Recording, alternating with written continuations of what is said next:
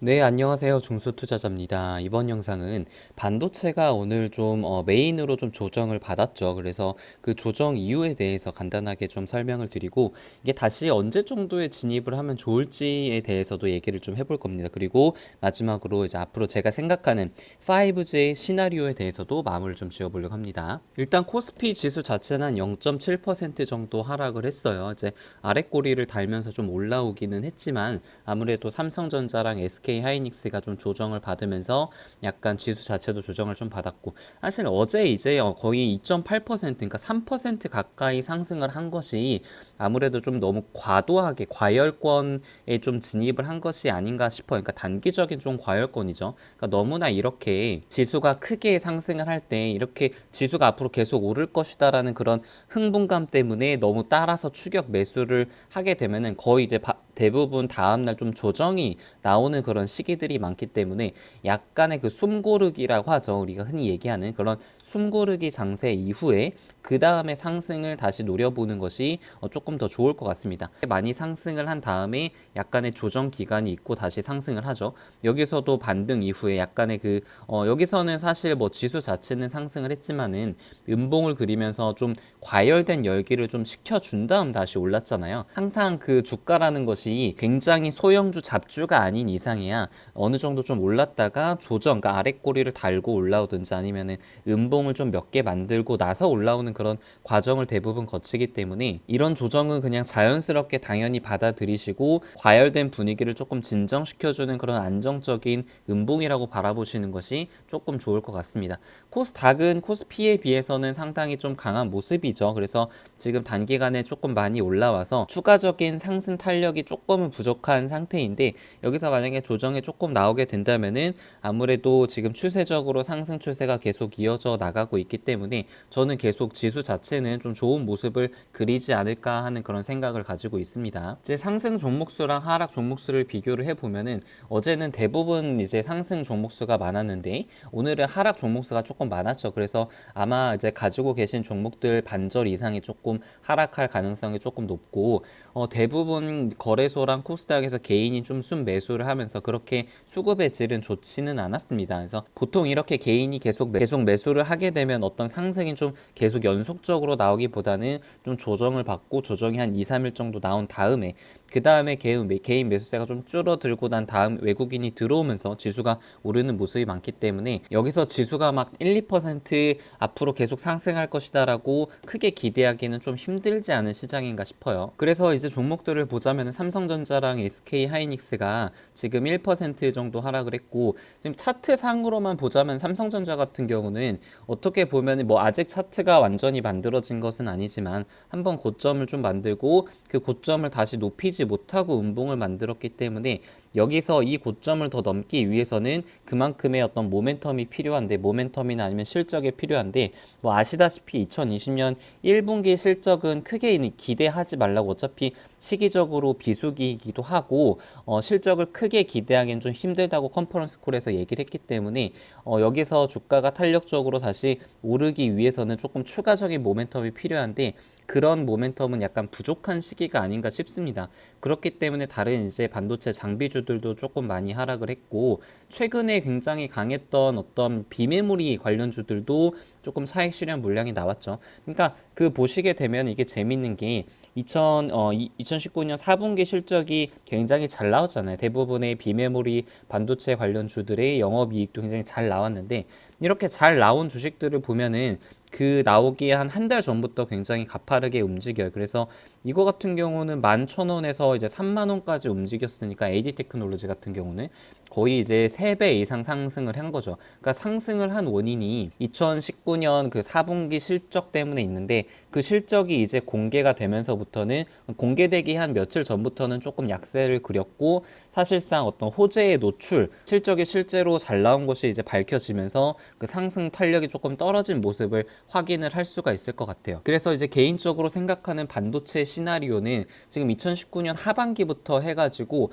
낸드 투자가 좀 많이 진행이 된 것 같습니다. 그래서 관련주들이 뭐 테스라든가 그런 낸드 쪽 장비 납품하는 그 기업들의 주가가 상당히 좀 좋았고 이 낸드 투자가 이제 상반기까지는 좀 진행이 될 것 같은데 상반기 이후에는 조금 그 투자가 주춤되면서 이제는 낸드 말고 D램 쪽에서 그 투자가 진행될 거라는 레포트들이 많이 있거든요. 그래서 이거는 그 테스 쪽 레포트에서 가져온 내용인데 2020년을 기점으로 그러니까 중반 정도 이후부터는 메모리 업체들이 낸드에서 D램 쪽 투자 재개가 지속 개선될 전망이다라는 그런 얘기가 있으니까 저의 개인적인 시나리오는 2019년 하반기부터 2020년 상반기까지 그 낸드 쪽 장비주들이 굉장히 좀 강하게 올라갔다면은 지금은 어느 정도 호재가 많이 반영된 상황이기 때문에 약간의 조정이 나올 가능성이 좀 높고 그 이후부터는 D램 쪽 장비 투자하거나 아니면 D램이 실제로 그 투자가 되는 소재 쪽 관련주들이 좀 수혜를 볼 가능성이 높다고 그렇게 생각이 들어요. 그래서 대부분의 반도체 장비주들이 많이 하락을 했는데 TCK 어제도 좀 말씀을 드렸지만 이게 D램의 그 수요와 가격이 올라가면은 가장 많이 수혜를 볼 수 있는 종목 중에 하나라고 이제 생각을 했는데 장중에는 3% 넘게 좀 하락을 했다가 장 막판에는 좀 아랫꼬리를 끌어올리면서 1%로 좀 마감을 했습니다. 그래서 개인적으로는 이것은 이제 조정을 좀 받게 되면은 그리고 어느 정도 삼성전자랑 SK 하이닉스가 조정 이후에 안정권에 좀 진입을 하게 되면은 좀 본격적으로 분할 매수를 좀 크게 해도 괜찮을 거라고 생각을 하고 있습니다. 이거는 매수 매도 추천이 아니고 제가 반도체 섹터를 바라보는 그냥 개인적인 관점이기 때문에 그냥 참고만 하시고 꼭 본인만의 그런 아이디어를 가지고 계셔야 됩니다. 그리고 이제 5G 관련 섹터들의 예상 흐름을 좋진 않았지만 다른 그 반도체 섹터에 비해서 5G 섹터들이 그나마 조금은 더 강했던 것 같아요. 이노와일스 같은 경우는 1% 넘게 좀 상승을 했고 유비쿼스 관련 주들도 좀 강했고요. KMW랑 이제 오이솔루션이 이제 상대적으로 좀 약했는데 하락한 이유에 대해서는 이제 2019년 4분기 실적이 아마 다음 주에 발표가 될 텐데 4분기 실적이 이제 잘 나오지 않을 거라는 그런 시장의 어떤 컨센서스가 있죠. 그리고 2020년 1분기까지는 실적이 그렇게 아직 대폭 개선될 가능성이 그렇게 낮기 때문에 지금 그거에 대한 그런 실망감들 때문에 주가가 계속 좀 약세를 보이는 것 같고 저는 이제 실적 발표가 되고 그리고 2020년 1분기 실적이 발표가 되는 이제 5월달, 4월달, 5월달 그때부터는 이제 본격적으로 주가가 크게 상승할 거라고 생각을 하는데 그 이유는 실적에 대한 실망감들이 이제 사실로 확인이 되면서 어떻게 보면 이제 악재가 해소가 되는 거죠. 그러니까 악재가 해소가 되게 되면서 주가가 이제 다시 실망감보다는 기대감이 더 많아지는 시점이 오게 되고 기대감이 점점 더 많아질수록 주가는 그 기대감을 따라서 앞으로 더 이제 오를 가능성이 높다고 생각하는 것이 저의 이제 시나리오입니다. 그래서 아마 다음 주까지는 좀 약세를 보일 가능성이 좀 높고 실적이 발표가 되고 나서부터는 조금 더 매수세가 들어올 가능성이 높고 한 3월달, 4월달 이제 시간이 갈수록 더 주가가 오를 가능성이 높다는 것이 저의 이제 예상입니다. 그러니까 이제 반대로 생각하면 될 것 같아요. 비메모리 관련주들은 2019년 4분기 실적이 굉장히 좋았잖아요. 그래서 주가가 이렇게 많이 올랐다가 실제로 그 실적이 발표가 되니까 주가가 오히려 하락세를 좀 보이고 있죠. 그러니까 지금 5G 섹터들 같은 경우는 실적이 좀 잘 안 나올 가능성이 높은데 실제로 실적이 잘 안 나오는 것이 오픈이 되고 나면은 그 이후에 주가가 반등할 가능성이 높다고 생각을 하는 겁니다. 실제로 RFHIC 같은 경우도 실적이 굉장히 컨센서스보다 잘 안 나왔는데 이제 잘 안 나오고 나서 한 6% 가까이 빠졌습니다. 근데 빠지고 나서 지금 단기적으로 좀 반등을 한 상태고 오히려 실적이 잘 안 나오는 것이 오픈이 되는 것이 어떤 악재의 해소라는 그런 관점을 가지고 있습니다. 이것 또한 저의 이제 개인적인 관점이기 때문에 맹목적으로 믿고 따라오시면 안 됩니다. 그리고 어떤 분께서 이제 유비쿼스 홀딩스랑 유비쿼스에 대해서 질문을 주신 분이 계세요. 그래서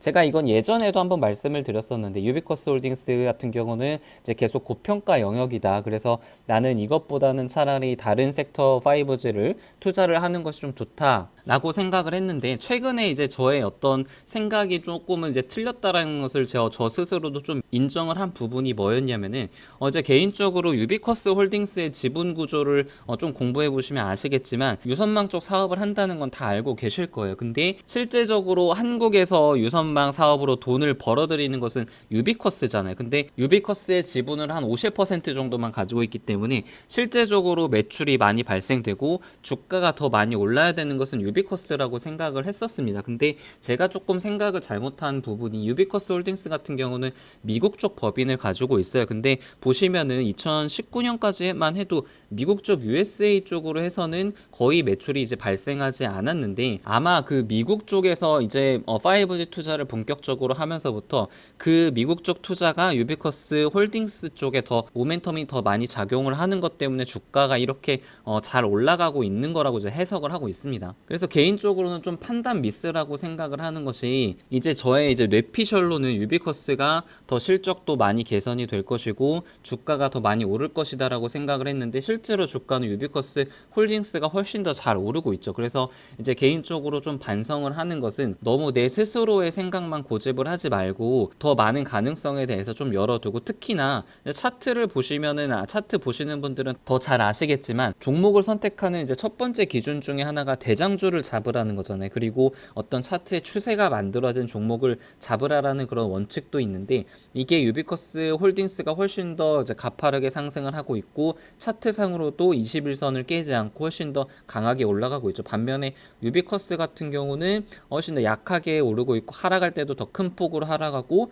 이제 그러니까 상승할 때도 더 약한 모습으로 상승하는 것을 볼 수가 있어요. 그래서 만약에 다음에도 이런 비슷한 상황이 좀 벌어졌을 때 좀 차트가 좀 강한 모습, 추세가 더 이어지는 그런 종목을 매수를 해야겠다라는 그런 교훈을 좀 얻고 있습니다. 그래서 이 개념이 어디에도 똑같이 적용이 되냐면은, 통신주에서도 SK텔레콤 같은 경우는 이번에 하락을 할 때 전저점을 깨고 더 많이 내려갔어요. 근데 LGU 플러스 같은 경우는 제가 이제 비록 며칠 전에 좀 팔긴 했지만 전저점을 크게 훼손하지 않고 반등을 했습니다. 그래서 지금 훨씬 더 차트가 좋은 모습이고, 상승도 SK텔레콤보다 훨씬 더 많이 했죠. 그래서 뭐 당연히 이제 5G 가입자 수는 SK텔레콤 자체가 훨씬 더 많이 증가를 하고 있지만, 꼭 그것만이 아니라 이 차트에서 보여준 어떤 지지와 저항들이 훨씬 더 많은 것들을 투자자에게 알려주고 있다라는 것도 이거를 통해서 또 배울 수 있는 것 같아요. 네, 그래서 오늘은 이제 반도체의 저 어떤 개인적인 시나리오와